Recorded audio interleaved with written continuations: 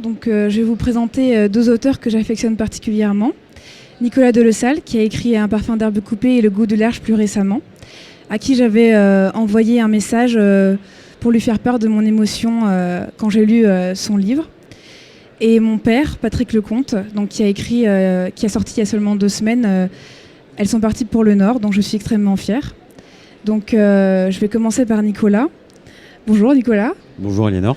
Je suis très contente de te voir déjà. Moi aussi, je suis très contente de te voir. Voilà, ça fait longtemps. On s'est rencontrés il y a quelques mois à Paris, après mon message. Alors, on s'est rencontrés d'abord à travers ce message, qui était un message hyper touchant. Enfin, moi, j'en ai reçu quelques-uns pour le parfum d'herbe coupée. Celui-ci m'a vraiment bouleversé, à tel point qu'on s'est rencontrés à Paris un peu plus tard. Et ce qui était rigolo, c'est que ton papa était pas loin, et que je savais pas qu'il allait publier un livre quelques mois plus tard dans les mêmes éditions Prélude. Et donc parce que tu n'avais pas le droit de me le dire, et on s'est rencontrés, on a dû toi une mentalo et moi un café. Voilà. Et ton papa était derrière en train de travailler encore sur le manuscrit, c'était assez drôle. Voilà, et moi j'étais vachement touché de recevoir ton message, et c'est pour ça que j'avais envie de te rencontrer, parce que je me disais, mais qui est derrière ce message-là ? Et en fait, j'ai pas été hyper étonné quand j'ai appris que ton père aussi écrivait, en fait, parce que bon, voilà. D'accord. Et est-ce que tu pourrais nous dire un peu la différence entre tes deux livres, puisque c'est pas du tout le même sujet. Donc, est-ce que la réception de ton livre, elle a été la même, ou est-ce que les gens étaient plus étonnés du goût du large, qui ne traite pas du tout du même sujet que Parfum d'herbe coupée ? Je suis incapable de quantifier les différentes réactions. Ce qui est certain, c'est que ce sont des deux livres à la fois très différents et très complémentaires.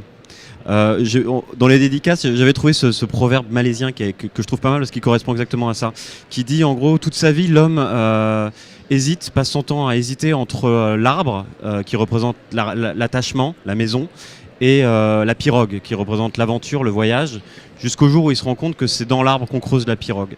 Et en fait, je pense que l'herbe coupée, c'est mon arbre, et le goût du large, c'est ma pirogue, c'est-à-dire un moyen de partir. Alors ensuite, ça dépendra des sensibilités. Je pense qu'il y a un côté un peu, c'est un grand mot, mais un peu universel dans le parfum, qui aura peut-être un peu moins dans le goût du large, qui est plus un voyage difficile en fait, à travers l'humanité. C'est plus facile à lire le parfum d'herbe coupée. D'accord. Et toi, papa, est-ce que tu peux nous dire si tu as reçu quelques critiques de lecteurs, de blogueurs, et si elles étaient positives ? Alors oui, j'en ai reçu, mais d'abord quand même, je voudrais dire combien je suis content d'être là avec Nicolas, le Nicolas dont il me parle depuis si longtemps et que tu as rencontré, quand même. Oui, j'ai eu des retours de blogueurs, de lecteurs, qui me disent tous la même chose. Au départ, l'idée du texte leur semblait un peu bizarre et ça va encore être un peu lent, un peu militant, etc. Et quand ils sont rentrés dedans, ils m'ont tous dit qu'ils s'étaient retrouvés emportés dans cette histoire, qui leur avait beaucoup plu, qui parle à la fois de protection de la nature, d'une femme qui se bat pour cet oiseau, mais qui se bat aussi pour être reconnue dans le monde des hommes. Et du coup, ça leur a beaucoup plu. D'accord. Et Nicolas, est-ce que tu penses que tu pourrais donner quelques conseils à mon père sur le lancement d'un livre et comment ça se passe ensuite, la suite, une fois que c'est publié ? Évidemment, non, pas du tout. Je sais pas du tout. J'ai pas une expérience assez lourde pour pouvoir me permettre de donner des conseils. Mais non, il y a un truc, c'est que souvent la dédicace est un exercice d'humiliation, un peu, où on se retrouve un peu seul, paumé. Et il y a 3 personnes qui passent, éventuellement, par gentillesse, acceptent de condescendre à vous demander une dédicace, et qu'il faut s'accrocher en fait, et il faut. C'est un libraire qui m'a dit ça lors du vernissage de mon premier livre, à la fin de la soirée. On était un peu pompettes tous les deux. Et il m'a dit, tu sais, tu feras peut-être 100 000, tu feras peut-être 5 000, tu feras peut-être 100, tu t'en fous.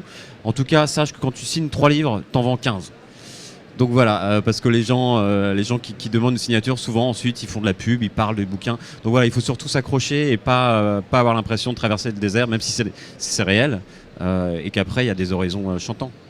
Écoute, merci de tes conseils, d'autant que c'est toi, contrairement à ce que laissent penser les apparences, c'est toi le plus ancien dans l'écriture, donc merci, j'en tiendrai compte.